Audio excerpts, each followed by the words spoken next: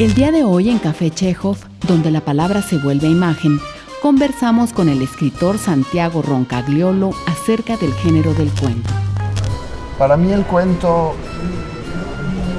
es un género que se define más por sus silencios que por sus afirmaciones. Los cuentos siempre son historias incompletas, siempre son puntas de iceberg de algo que está detrás ocurriendo. Santiago Roncagliolo es un escritor peruano que ha incursionado en el cuento, la novela, así como en el guión, la dramaturgia y el columnismo. Su libro infantil El Gran Escape le hizo merecedor al prestigioso premio de literatura El Barco de Vapor. Su libro infantil Matías y los Imposibles fue reconocido con el Premio Internacional White Raven 2007.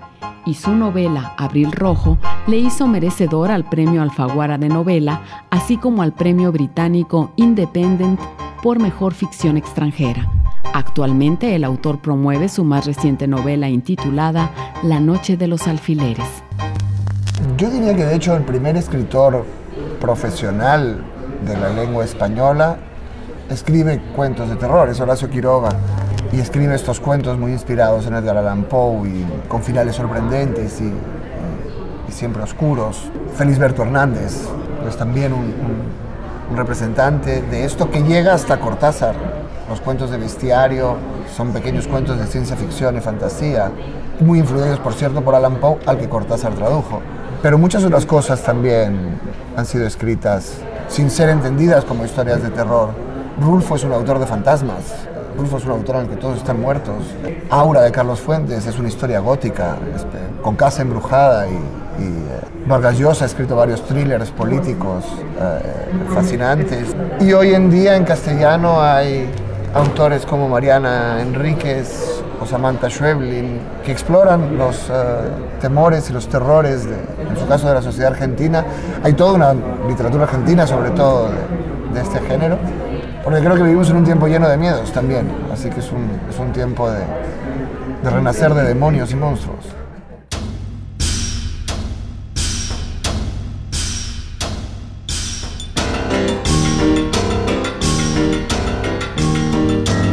¿Qué podrías compartirnos sobre el cuento de terror que se escribe actualmente en Latinoamérica? Me interesan mucho las autoras, sobre todo argentinas, como Samantha o como Mariana Enríquez, porque exploran precisamente los terrores en la historia argentina, pero también en la vida íntima de digamos, la gente común.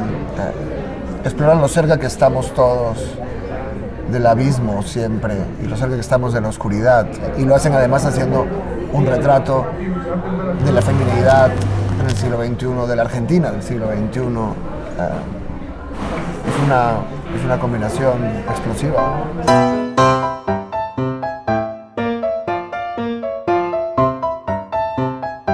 En tu opinión, ¿de qué manera se relacionan la realidad y la ficción? Creo que la realidad es la mayor de las ficciones. Nuestra memoria es una novela que nos contamos y en la que siempre quedamos bien, pero si dos personas te cuentan su matrimonio, parecerá que te están contando dos matrimonios. Cada quien escoge, reelabora y embellece los recuerdos de su vida hasta convertirlos en una ficción. Y por supuesto, si eso es verdad en nuestra vida íntima, mucho más lo es en la historia política de un país, que siempre la escriben los ganadores, y por supuesto en los análisis de las cosas que ocurren en las noticias. ¿Cuál sería el primer cuento que te gustaría recomendarnos? El infierno tan temido de Onetti también es una historia con mucho suspenso y en la que el lector tiene que aportar mucho, en la que el lector tiene que terminar de decidir muchas de las cosas que no se resuelven en el cuento. Es una historia sobre quién nos ve y a quién vemos, es una historia espeluznante sobre el acoso de los demás o la creencia de que los demás nos acosan. ¿Cuál es tu opinión acerca de la obra narrativa de Juan Carlos Onetti? Onetti, yo creo que de los autores que fueron considerados del boom, es el más contemporáneo, es quizá el único que podría seguir escribiendo esas mismas cosas y sería un autor actual. precisamente porque en vez de las grandes gestas históricas o el imaginario latinoamericano, él escribe sobre una ciudad anónima, neutra, y sobre los horrores que esconde. Y creo que hemos ido en América Latina también girando hacia la idea de que no necesariamente tenemos que ser latinoamericanos, ya lo somos sin necesidad de estar elaborándolo. Y hay muchos autores ahora como Onetti, aunque muchos de ellos creo que tampoco saben que son como Onetti. Es simplemente que la literatura se volvió más Onetti y él se ha vuelto incluso más vigente de lo que era en los años 70, por ejemplo. La primera carta, la primera fotografía, le llegó al diario entre la medianoche y el cierre. Estaba golpeando la máquina, entregado con familiar felicidad a la marcha de la frase y a la aparición dócil de las palabras, cuando vio la mano roja ofreciéndole el sobre. Traía una foto tamaño postal. Era una foto parda, escasa de luz, en la que el odio y la sordidez se acrecentaban en los márgenes sombríos. No terminó de comprender, pero supo que iba a ofrecer cualquier cosa por olvidar lo que había visto. Al regresar, Santiago Roncagliolo nos hablará de uno de sus cuentistas chilenos favoritos y también nos compartirá uno de sus relatos cortos predilectos. Ya volvemos.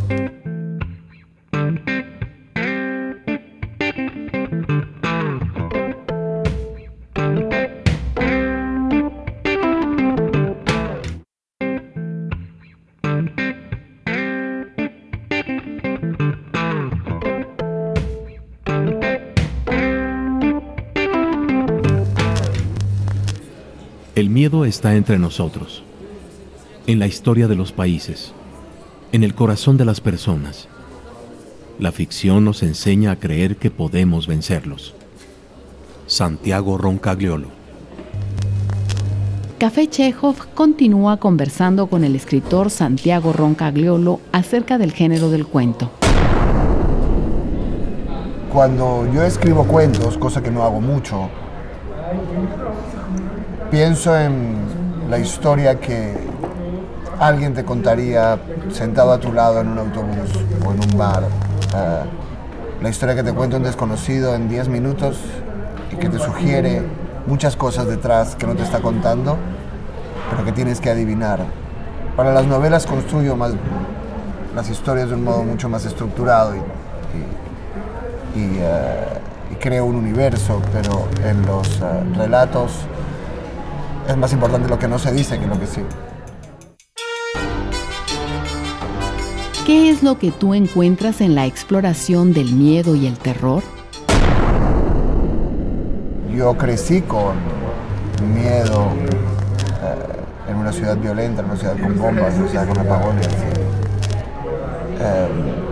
Siempre fueron las historias de terror las que hablaban del mundo en el que yo vivía, los thrillers, las historias de ciencia ficción, las historias en las que podías salir y que te vuelen la cabeza por la calle, eran mucho más cercanas y reales que las historias sobre escritores. Así que aún ahora cuando yo escribo, trato de usar esos géneros, trato de usar esas historias para a partir de ahí explorar otras cosas, la soledad, la inocencia y sobre todo la pérdida de la inocencia, el amor, la locura, la muerte, ¿no?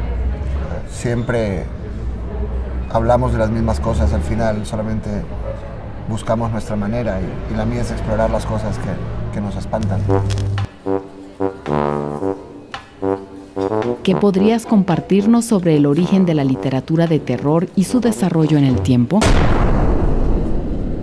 Las primeras historias propiamente de terror modernas son las historias góticas que aparecen en el 17 y que aparecen justamente cuando aparece el racionalismo y la ilustración, y son historias de sótanos oscuros pobladas por monjes siniestros que viven en castillos y que de alguna manera reflejan el terror de esta nueva edad ilustrada y racional a las catacumbas del pasado, de los castillos, de la religión y de la locura, ¿no?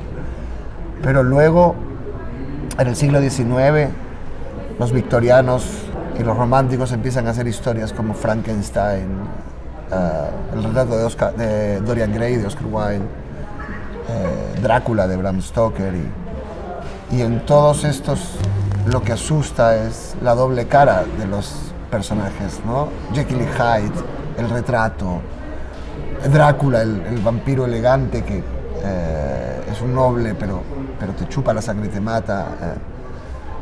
En el siglo XIX empieza a darnos miedo lo que las personas ocultan, lo que ocultan las personas más cercanas y las personas a las que vemos. En los años 50 aparecen todas las películas de marcianos y todas las invasiones extraterrestres, porque esos seres de otro mundo, con otras creencias y costumbres que vienen a colonizar a Estados Unidos, traslucen a los comunistas en la época del macartismo. Y así, de ese modo, si quieres saber cómo fue una época, la literatura de terror es un gran indicador.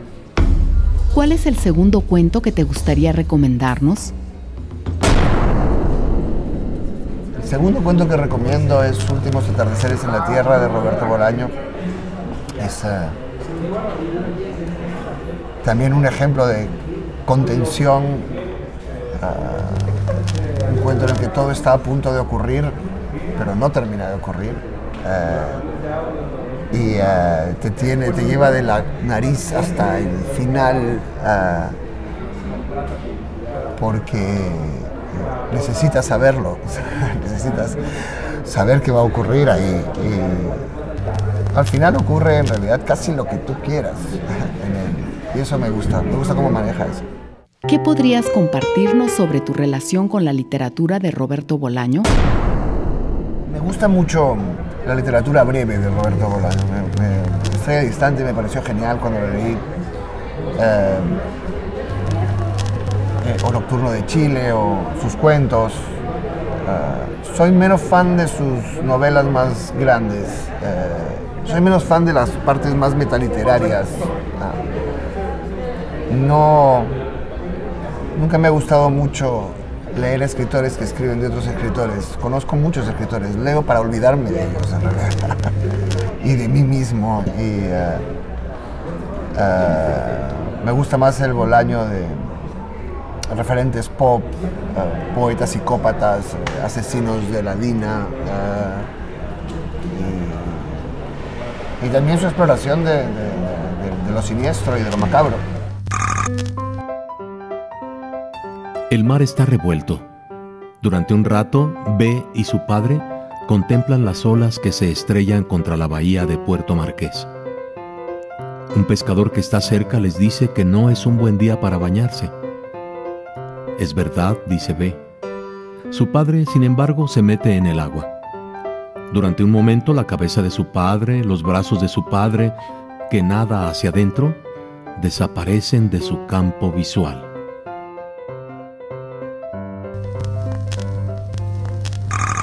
Al volver, nuestro invitado nos hablará de uno de sus autores argentinos favoritos y también sobre uno de sus relatos cortos predilectos.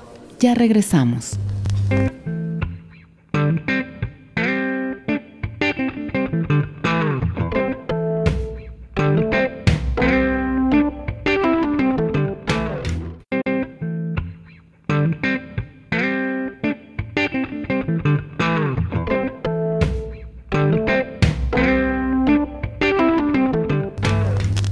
Roncagliolo despliega entre el lector intriga no solo creíble, sino también atrayente, inquietante, tensa, en la línea de los mejores escritores de novela policíaca y sobre todo, guardando respeto por el lector y su inteligencia.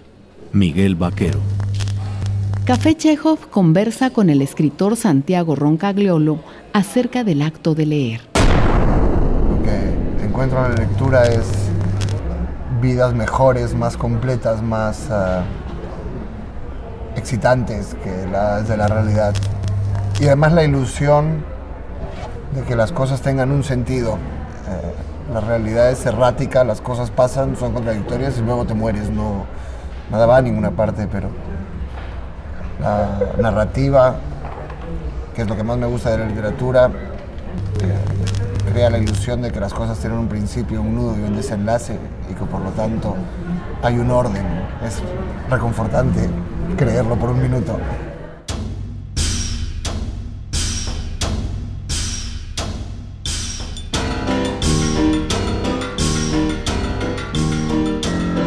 ¿Qué es lo que a ti te interesa explorar en el fracaso? La vida nos obliga todo el tiempo a contar lo buenos que somos, lo bien que nos va, el premio que hemos ganado, el coche que tenemos. Una de nuestras grandes ficciones es tratar de venderle a los demás que somos un éxito todo el tiempo. Y creo que en el fondo no nos sentimos tan éxito. Me gustan los personajes fracasados porque son más sinceros, porque son más verdaderamente como somos las personas fuera de los libros. Las novelas son un lugar donde puedes sacar a pasear a tu perdedor interior para luego volver a esconderlo y volver a contar a la gente lo bien que te va y lo bueno que eres.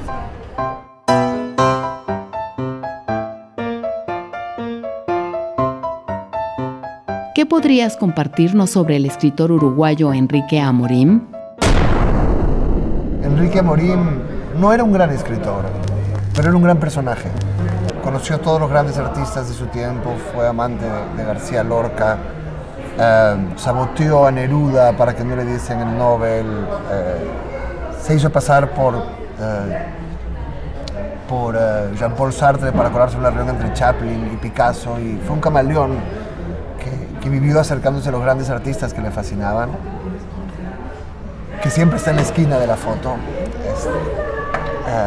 pero que estuvo cerca de toda esa historia de cómo el arte del siglo XX cambió, y también a un personaje que parece de ficción y que de hecho las grandes cosas que sabía de los artistas no las podía contar, y entonces dejó todo un archivo con su correspondencia, con las críticas de sus libros, las facturas, todo,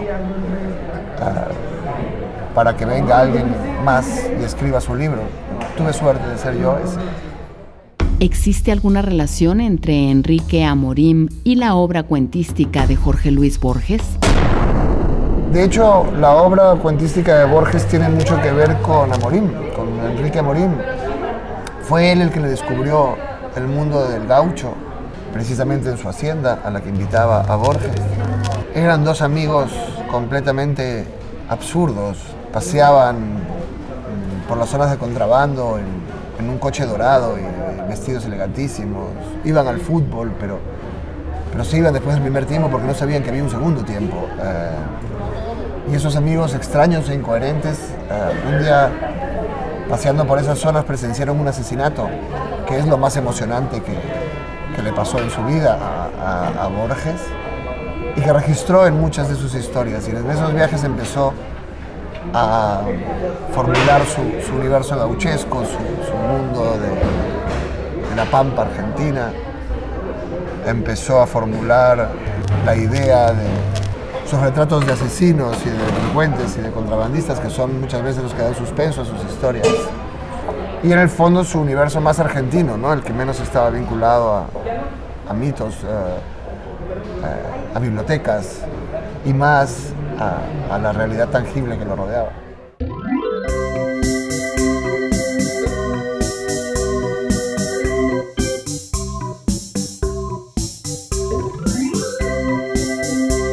¿De quién sería el tercer cuento que te gustaría recomendarnos? El tercero es un clásico, El Aleph de Borges. Me parece un punto tan original en su planteamiento.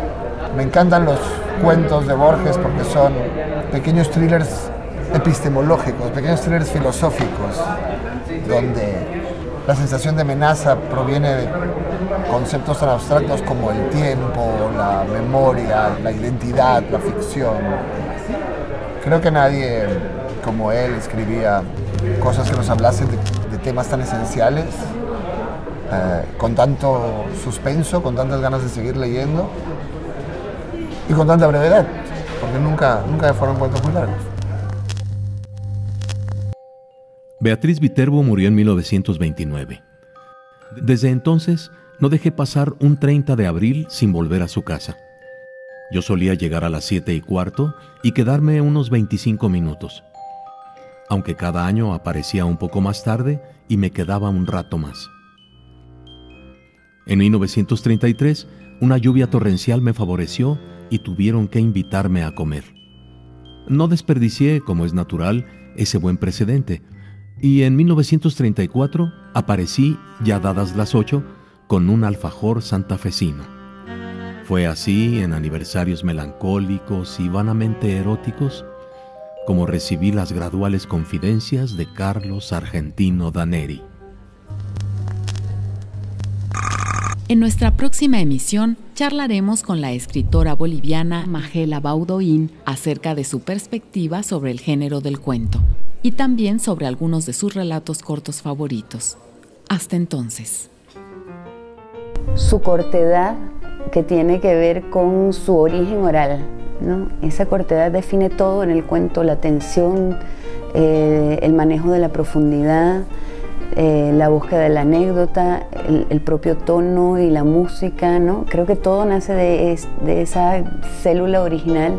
No me gustan los cuentos muy definidos, sino más bien esos que se te escurren en los dedos y dices, bueno, ¿qué pasó aquí? Y te obligan a volver sobre ellos. Como un animal de estos que se te escurren por las manos, como una lagartija de estas que corre rápido y se te pierde, ¿no?